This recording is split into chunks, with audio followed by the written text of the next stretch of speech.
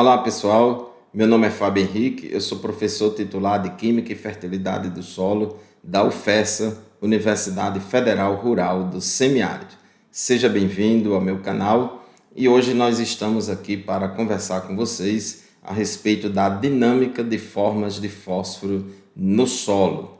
O fósforo ele é um macronutriente, um elemento essencial às plantas, exigido em grandes quantidades e é um dos nutrientes mais limitantes à produtividade das culturas. E certamente em solos tropicais ele é o nutriente mais limitante à produtividade. O fósforo ele ocorre no solo em diferentes formas químicas e cada uma dessas formas químicas elas ocorrem com graus de disponibilidade variados para as plantas, ou seja, algumas formas são mais disponíveis e outras menos disponíveis para as plantas. Este nutriente apresenta uma grande interação com a fase sólida do solo. Uma das características mais importantes do fósforo do solo é que ele interage com a fase sólida do solo, com a energia bem maior, de modo que avaliar ou medir a quantidade de fósforo disponível do solo para as plantas é bastante desafiador, não é fácil, porque além dele ocorrer em diferentes formas químicas, essas formas químicas de fósforo no solo, elas ocorrem em graus variados de disponibilidade para as plantas, umas mais solúveis, outras menos solúveis, umas mais disponíveis, outras menos disponíveis. Então, a disponibilidade de fósforo do solo para as plantas depende não somente da quantidade de fósforo total do solo, mas também do equilíbrio dinâmico das diferentes formas químicas de fósforo que ocorrem no solo. Então, essas diferentes formas químicas de fósforo que ocorrem no solo, elas estão em equilíbrio e a mudança, o aumento ou diminuição da concentração de fósforo em uma dessas formas pode influenciar a concentração das outras formas de fósforo no solo. Aqui nós vamos apresentar para vocês um esquema baseado em Novaes e Smith, 1999, sobre as formas de fósforo no sistema solo-planta, interdependências e equilíbrios. É importante inicialmente considerarmos que para que a planta absorva o fósforo da solução do solo, ou seja, para que haja o influxo ou fluxo de fósforo da solução do solo para dentro da planta, primeiro este fósforo tem que estar na solução do solo junto à raiz da planta, em contato com a raiz da planta. E o fósforo da solução do solo próximo à superfície dos colóides para ser transportado na solução do solo em direção às raízes da planta, esse mecanismo de transporte é por difusão. A difusão de fósforo no solo em direção às raízes se dá por meio de diferença de gradiente de concentração, ou seja, na superfície, na solução do solo em contato com a raiz, a concentração de fósforo é mais baixa quando comparada à concentração de fósforo na solução do solo sem estar em contato com a superfície da raiz. Então, o fósforo vai caminhar ou se deslocar de um local mais concentrado na solução do solo para um local menos concentrado na solução do solo. Então, este movimento nós chamamos de difusão.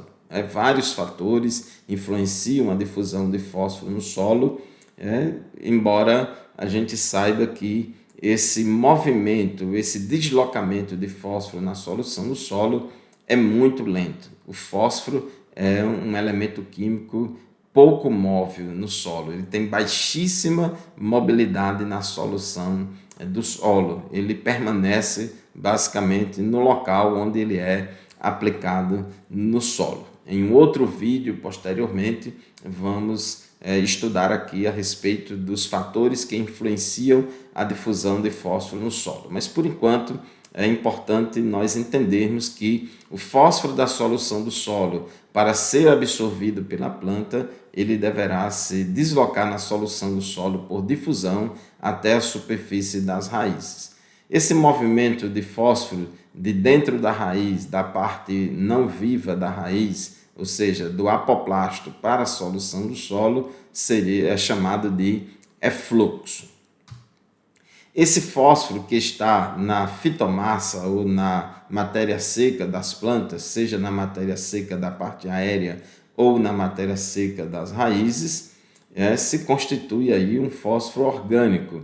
Um fósforo orgânico, essas plantas, quando elas morrerem, elas vão ser decompostas pelos micro-organismos do solo. As plantas mortas, elas serão consideradas como resíduos, se transformarão em resíduos vegetais, e esses resíduos vegetais contêm todos os nutrientes, inclusive fósforo. Esse fósforo dos resíduos vegetais está na forma orgânica, na forma de fósforo orgânico. E este fósforo orgânico presente nos resíduos vegetais, como também o fósforo orgânico presente nos fertilizantes orgânicos, nos adubos orgânicos, nas fontes orgânicas, para que ser absorvido pela planta, ele terá que ser mineralizado. A absorção de fósforo orgânico diretamente pela planta é uma possibilidade aí bem remota. O natural é o mais comum e mais importante é que esse fósforo orgânico seja proveniente dos resíduos vegetais ou proveniente dos fertilizantes orgânicos, ele deverá ser mineralizado e se transformar em fósforo inorgânico liberado na solução do solo. A mineralização é um conjunto de reações químicas e bioquímicas comandadas pelos micro-organismos do solo que vão transformar o fósforo orgânico em fósforo inorgânico. E o contrário, a imobilização é a passagem do fósforo inorgânico para a forma orgânica. Os micro-organismos é quem controla isso aqui. Quando um resíduo orgânico é adicionado ao solo, tanto vai ocorrer a mineralização como a imobilização. Quando a mineralização predominar sobre a imobilização, haverá uma maior liberação de fósforo na solução do solo. Isso vai ocorrer quando a relação carbono-fósforo do resíduo vegetal for abaixo de 200 a 300, quando for abaixo desse valor.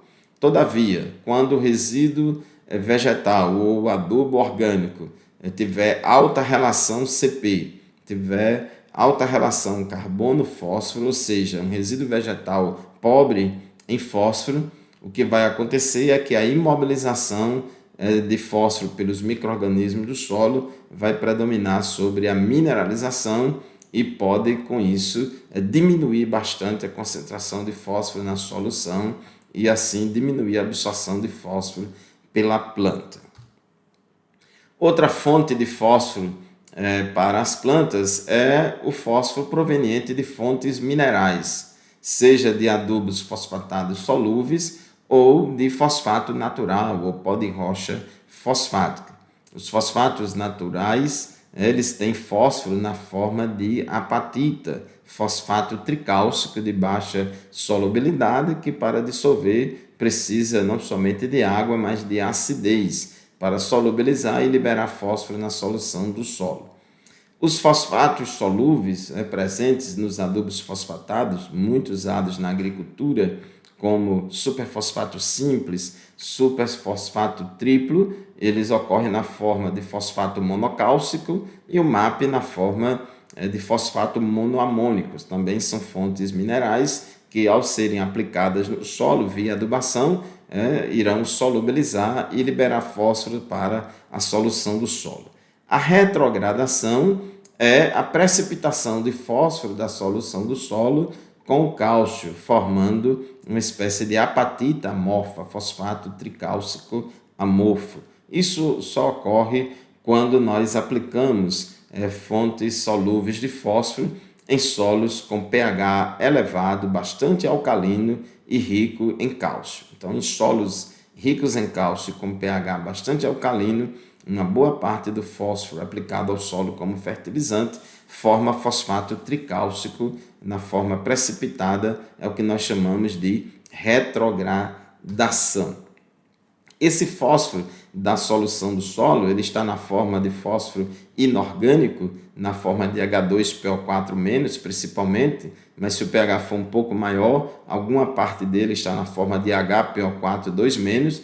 Esse fósforo da solução do solo, ele também está em equilíbrio com o fósforo da fase sólida do solo. Na fase sólida do solo, temos fósforo lábil e fósforo não lábil. O fósforo da solução do solo, quando é sorvido na fase sólida, se transformando em fósforo lábil, nós dizemos que ocorreu uma sorção.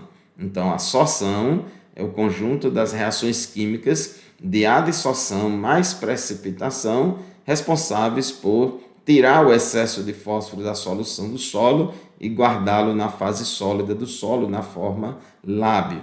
Já o movimento inverso, a passagem do fósforo da fase sólida do solo na forma lábil para a solução, nós chamamos isso de dessorção. E quem vai controlar essa passagem do fósforo entre a fase líquida do solo e a fase sólida do solo é o fator capacidade. O fator capacidade, Q sobre I, é a capacidade que o solo tem de manter constante a concentração de fósforo na solução do solo. O fator capacidade, ele tanto atua no sentido de promover a sorção do excesso de fósforo na solução do solo para guardá-lo na fase sólida do solo, na forma lábil, que é o fator quantidade, como também o fator capacidade de fósforo pode atuar no sentido inverso de dissolver fósforo lábil da fase sólida do solo, do fator quantidade, para repor o fósforo da solução do solo que foi absorvido pela planta. Então, o fator capacidade é quem controla a passagem do fósforo dessas duas formas aqui, da fase líquida para a fase sólida e vice-versa. Esse fósforo da fase sólida, que ainda está em equilíbrio com o fósforo da solução, que nós chamamos de fósforo lábil, que é o fator quantidade, com o tempo ele pode ficar absorvido com mais energia ainda do que aquela inicialmente. E quando isso acontece, nós dizemos que houve a fixação de fósforo no solo, é a passagem do fósforo lábil para a forma de fósforo não lábil. A diferença do lábil para o não lábil é que o fósforo não lábil está dissolvido com maior energia na fase sólida do solo quando comparado ao fósforo lábil. A adsorção de fósforo aos colóides do solo aqui no P-lábio é uma adsorção monodentada, uma ligação monodentada, uma ligação covalente monodentada entre o fósforo e a superfície do colóide. No caso do fósforo não lábil, o fósforo que antes estava ligado à superfície do colóide com uma ligação covalente monodentada, agora ele fica na forma bidentada, com muito mais energia e com muito mais dificuldade de ser liberado novamente para a forma lábil e, consequentemente, dissolvido para a solução do solo. Então, esse fósforo não lábil, ele tem bem menor disponibilidade para a planta. O fósforo lábil é que tem maior disponibilidade para a planta e a passagem dele para a solução do solo depende da atuação do fator capacidade. Essas formas químicas de fósforo do solo, da solução do solo e da fase sólida do solo, todas elas estão sujeitas a perdas por erosão. Quando ocorre erosão do solo, evidentemente que se perde o próprio solo. Então, vai haver perda de fósforo da fase sólida, como também da solução. Agora, diferentemente do nitrogênio, que tem grande mobilidade no solo e muita facilidade de ser perdido por lixiviação, o fósforo da solução do solo ele não é perdido por lixiviação. O fósforo inorgânico da solução do solo tem grande interação com a fase sólida do solo e o fator capacidade de fósforo do solo sempre tenta manter baixa a concentração de fósforo na solução. É por isso que o mecanismo de transporte predominante não é o fluxo de massa, e sim a difusão. Então, esse fósforo da solução do solo dificilmente seria perdido do solo para as camadas mais profundas por lixiviação. Isso aqui só aconteceria se a dose de fósforo aplicada fosse extremamente elevada em solos muito arenosos, com baixíssima capacidade de adsorção de fosfato. Uma questão muito importante de todos esses equilíbrios são os equilíbrios e as interdependências que ocorrem entre o fósforo da solução do solo e o fósforo da fase sólida. Esses equilíbrios, esta adsorção, esta precipitação, essa dessorção, isso tem sido assunto, temas de muitos estudos, de muitas pesquisas, muitas dissertações de mestrado e muitas teses de doutorado, especialmente em solos tropicais. Uma outra forma de apresentar essa questão e essas formas e dinâmicas entre elas é através desta figura que preparamos aqui, adaptada de Raj 2011. Nós temos aqui o fator intensidade I, que é o fósforo da solução do solo, que ocorre em pequena quantidade. A concentração de fósforo na solução do solo sempre é muito pequena, muito baixa, mas é a partir da solução do solo que a planta vai absorver o fósforo de que precisa. Então, esse fósforo inorgânico da solução do solo vai ser absorvido pela planta. Esta pequena quantidade de fósforo da solução do solo está em equilíbrio com uma quantidade bem maior de fósforo lábil na fase sólida do solo, que nós chamamos de fator quantidade Q. E este fósforo lábil da fase sólida do solo, ele está em equilíbrio com o fósforo da solução do solo. No entanto, na fase sólida do solo, dentro desse fósforo lábil, nós temos algumas formas de fósforo que são mais lábeis e outras que são menos lábeis, ou seja, nós temos fósforo com diferentes graus de labilidade ou diferentes graus diferentes facilidades de serem liberados e dissolvidos da fase sólida para a solução do solo. Todas essas formas estão em equilíbrio e também nós temos aí o fósforo não lábil, que vai se acumulando na fase sólida do solo ao longo do tempo, a partir da fixação de fósforo, transformando-se de fósforo lábil em não lábil, por causa de um aumento na energia de adsorção desse fósforo às superfícies dos colóides do solo. Então, esse fósforo não lábil aqui, o NQ, ele tem mais dificuldade de ser liberado para a forma lábil e, consequentemente, para a solução do solo. Então, a absorção de fósforo pela planta e também a medida da disponibilidade de fósforo do solo para as plantas depende bastante desses equilíbrios, das diferentes formas de fósforo que ocorrem no solo.